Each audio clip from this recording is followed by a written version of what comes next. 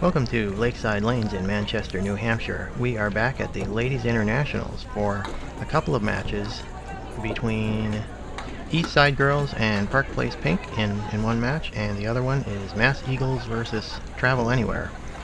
And to get things started for Park Place Pink on the right lane is Jess Stockton. She'll be bowling against Kathy Brown for Eastside Girls. And in just a moment, Mass Eagles will be bowling on the left lane on the other pair. That's lane 9. And Travel Anywhere will be on lane 10 to start the match. Kathy Stinson will be bowling for Mass Eagles and Kim Pelletier. And there's a great shot for a spare to start off by Kathy Brown of Eastside Girls. Terrific way to start. She converted that 378 using some wood. Jess Stockton with an 8 box to start.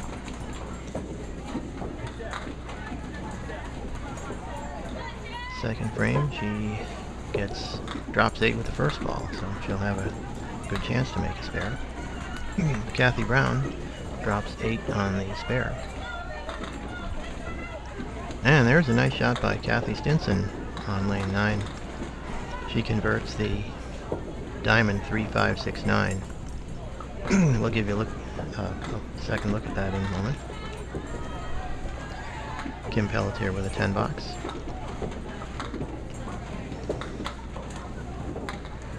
And Jess Stockton will take a 9 in the second box. She was not able to take advantage of that spare leave with the 1-3. Kathy Brown also with a 9. She has 27 through 2.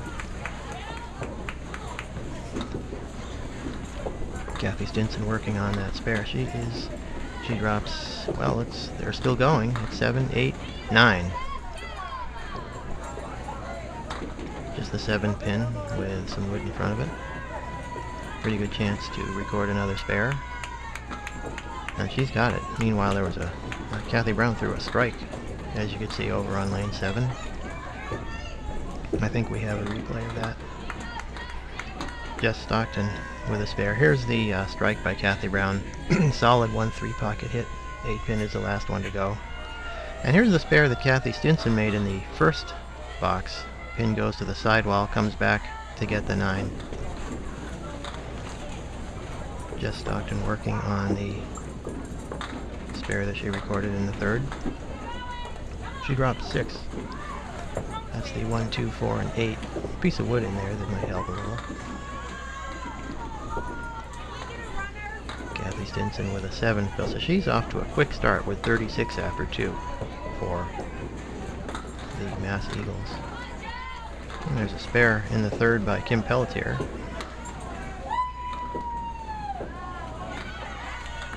And a spare following that strike by Kathy Brown. She did a good job getting using that piece of wood. It looked like it might deflect the ball around the 5-8, but she was able to almost avoid it entirely, and the ball carried through and took out the 5-8. Jess Stockton dropping 8 in the 5th box. Kim Pelletier with just a 4 fill on that spare. She will have 34. Kathy Brown leaves the 5-8. Again, the same spare leave she just had. Again, there's a piece of wood that's well out front. There's another piece of wood in front of the 5 and 8, and she should be able to push that back into push the front one back into the... It does go. That wasn't exactly what she had in mind, but that spare went. And Jess Stockton will take a 10. You'll see this really nice try that she makes on the second ball, but it doesn't go. And Kathy Brown kind of misses the shot here, catches the wood pretty low, but catches a break. And she's got 3 marks in a row, 75 half with a plus a spare fill once she gets back up there.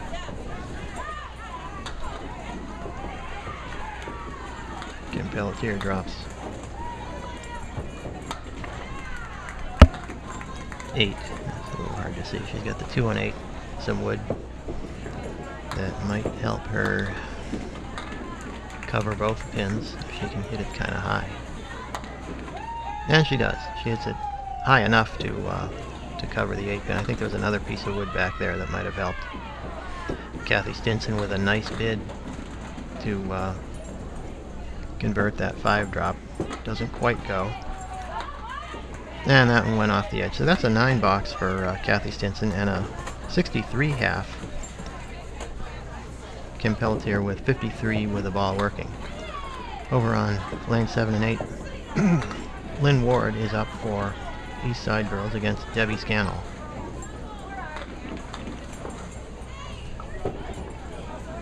And both bowlers are going to be open in the first box. Debbie with a 10. Lynn Ward still looking at the 1 and 9. And she just takes the 9, so that'll be a 9 box. In the other match, Cheryl Gooding is bowling for Mass Eagles against Michelle Finno for Travel Anywhere.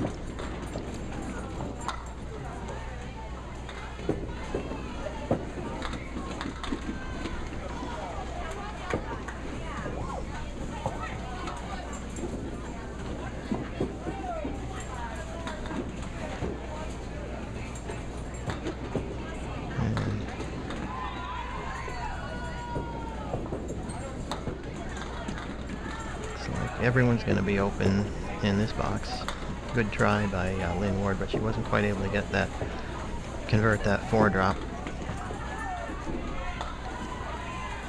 Debbie Scannell with an 8 in her second box. And Michelle Finno and Cheryl Gooding both starting off with 7s.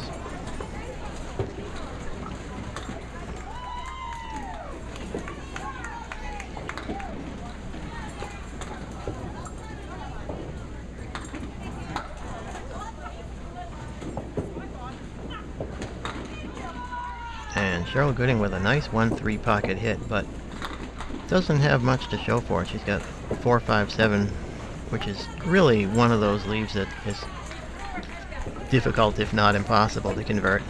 Can be done, but it's not easy, even with that piece of wood. Very tough to make. So she gets the 4-7. She'll be left with the 5 for a 10 box. Michelle Finno with a 9 in the second. And Cheryl Gooding will also have a 9. So they've both got 16 through 2. Debbie Scannell working on the 5 and 10, and she'll take a 9 in the third box, 27 through 3. Lynn Ward with a nice out there for a 10.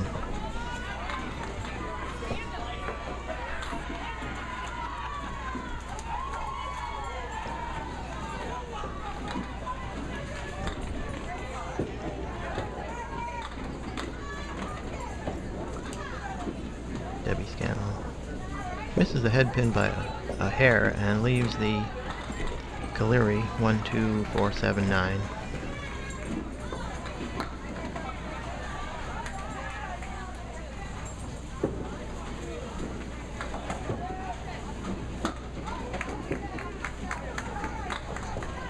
Cheryl Gooding with a 10 in the third, Michelle Finno with 9. So Cheryl leads by 1. Not that it's not really a head-to-head, it's a team event, but still you usually try to focus on beating how you're doing against your counterpart.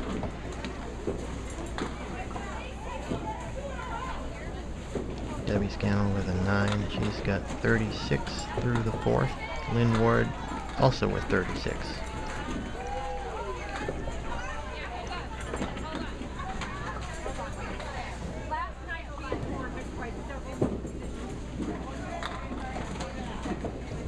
And a light hit by Debbie Scannell, but everything goes on the right side. That is a strike to sit on in the fifth. That's a good way to finish the half.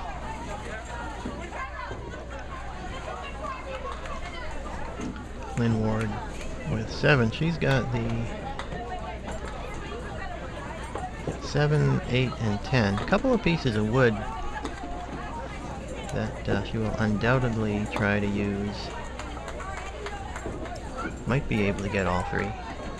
And that's a nice bid, but she wasn't able to get anything over to cover the 7 pin. A couple different ways you could play that shot, either to try to get the ball to go over, cover the 7, or to maybe go further right and get the wood to take it out. But in any case, that'll be a 9 for Lynn Ward, and she's got 45 to 46 by Debbie Scannell, and of course Debbie has the strike fill. So next, they will give way to Tasha Murray on lane 7 and Michelle St. Pierre on lane 8. And there's a great shot to start off by Michelle St. Pierre for the spare, matched by Tasha Murray. So they're both off to a good start. And on lanes 9 and 10 you'll see Lori Schappa for Mass Eagles and Amy Doobie for Travel Anywhere.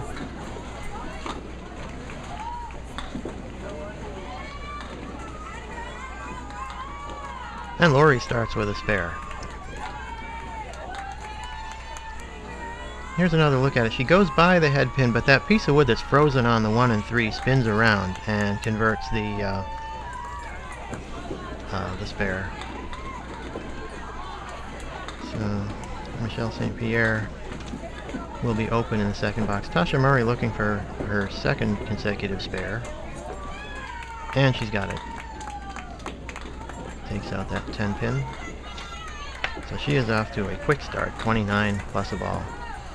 And Lori Schappa with a nice ball on that spare fill, but light in the 1-3 pocket, and she's left with a broomy, as we sometimes call it, just a 4 fill.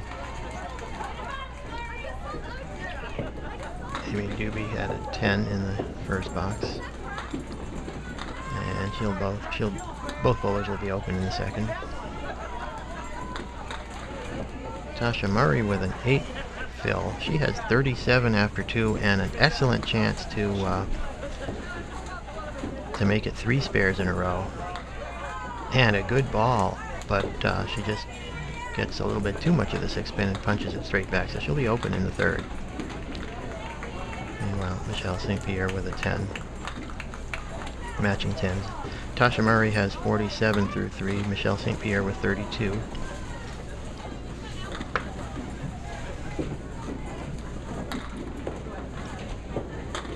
Amy Doobie and Lori Schappa both dropped 3 with their first ball, and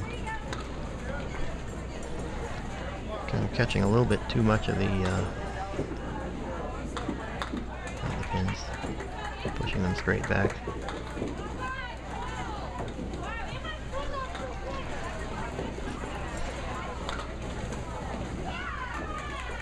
So Michelle St. Pierre had a nice spare in the fourth. Converted that 7 drop. She had to push the head pin back. Amy Doobie bounces back with a 9 drop after having a 5 box in the third, and that's one of the signs of a veteran, is that a bad box doesn't bother them. The veteran bowler is able to push the button and just start over. And she's got the spare in the fourth.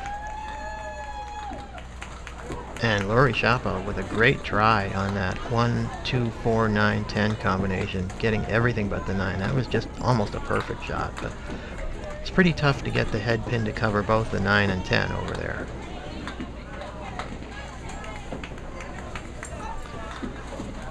So Tasha Murray with a 65 half, and Michelle St. Pierre with 56. And Amy with just a 1 fill on the spare, punches the 6 pin out.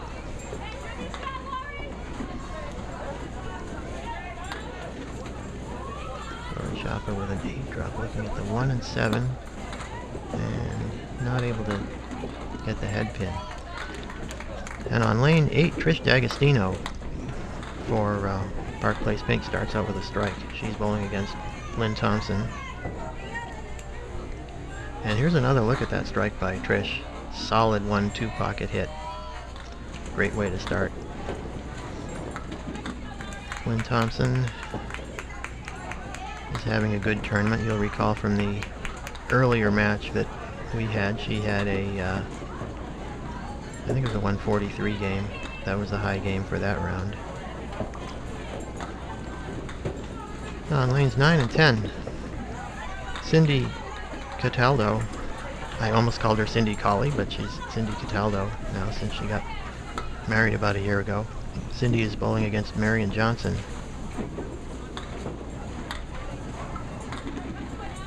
Cindy Cataldo has numerous Pro Tour wins and pretty good resume overall. Long career as a very successful bowler. Lynn Thompson with a strike in the second box.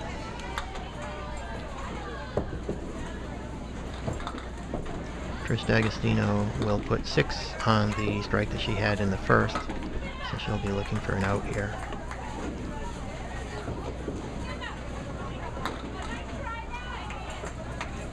All 4 of these bowlers are members of the Sunday Pro League at Park Place. There's another look at the strike by Lynn Thompson. A little bit sort of a trip 4. Good 1-3 pocket hit. Marion Johnson looking at the Caleri left side, and she converts. Great shot right there. Several different ways to make the Caleri, and she converted that on the outside with the head pin, starting some action to get the 1-2-4-7, and then the head pin itself goes over to get the 9. Nice shot by Marion Johnson. 9 box by Cindy Cataldo in the second. Lynn Thompson with spare on strike in the third. She had some nice wood in front of that 5-6-10. Took advantage of it. So she has 37 with a ball working after 3. Cindy Cataldo with a 9 drop is the 2 pin. Marion Johnson with 7 and another. And Cindy also with the spare in the third. So Cindy and Marion starting to heat up on lanes 9 and 10, as they are known to do. I'm sure you remember Cindy Colley winning the inaugural Women's Pro Series singles knockout at Park Place that we had some video from a couple of years ago.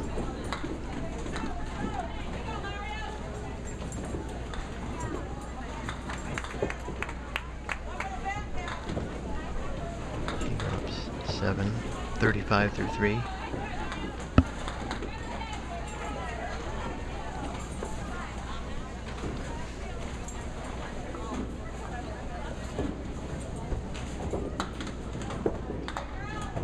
Marion Johnson with a 10 and Cindy with an 8 in the fourth box.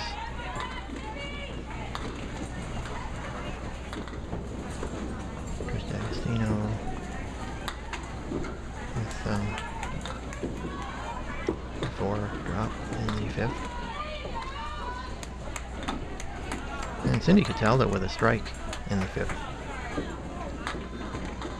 Meanwhile, Lynn Thompson with a great comeback after that 1 drop. She almost bounced back to make the spare. But she'll be open in the fifth, as will Trish D'Agostino. Lynn Thompson with a 10. She's got 62 through 5. Trish D'Agostino 49. And Marion Johnson with a spare. So Cindy Cataldo has 53 with the strike up, and Marion Johnson 62 with a spare working. So now the anchor bowlers are up. That'll be Jill Wood for Eastside Girls, and Deb Regan for Park Place Pink, and Mary Thomas and Christy Lipke on 9 and 10. Rather effusive greeting. And they get it started over there on 9 and 10 for Mass Eagles and Travel Anywhere. Jill Wood and Deb Regan will both be open in the first box.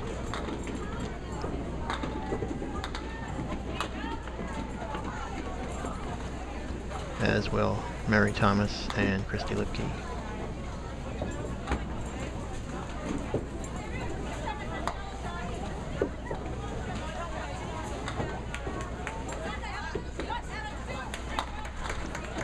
And it'll be matching 9 boxes for Mary and Christy.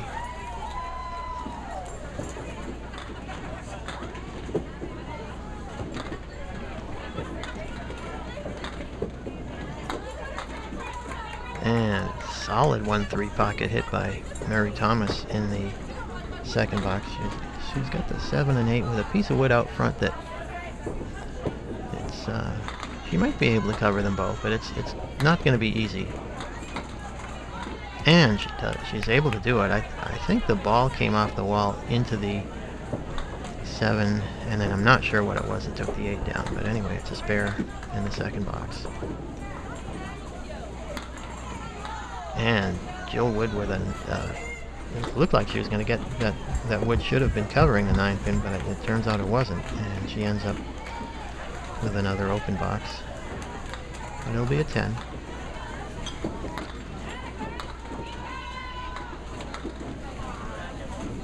And it'll be a 5 fill for Mary Thomas. Mary and Christy both pretty full hits on the head pin in the third box. They'll both be open.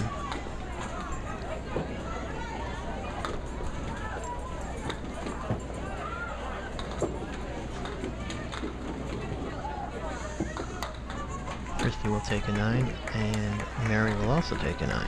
So Mary Thomas with 33, Christy Lipke 25.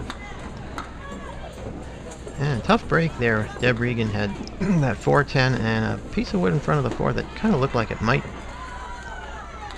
be a little bit more promising than that, but it just went right around the 4 and didn't do anything for her. So kind of a struggling half so far for Deb in the early going, 21 through 3. Jill Wood just meticulously pinning for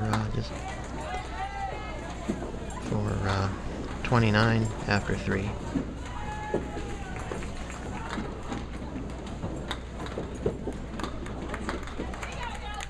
And Christy and Mary both with 10 boxes in the fourth. And when the bowlers finish up this half, we'll bring you up to date on the scores and what the score differential is between the two teams. And you'll see that Eastside girls have a pretty substantial lead over Park Place Pink, but the other match is much closer. Mass Eagles have about a 1 or 2 mark lead over Travel Anywhere right now. And there's a nice spare by Mary Thomas to finish the half. She uses some wood to take that 4-7-9 split. Really a nice shot. And again, Jill Wood picks those singles. 39 after 4. Very patient, very accurate.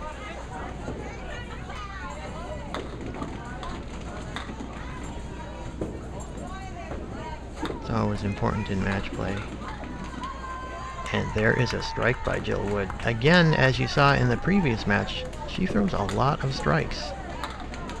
Really generates a lot of power, despite not really throwing the ball that hard. And we'll give you a replay on that in just a moment.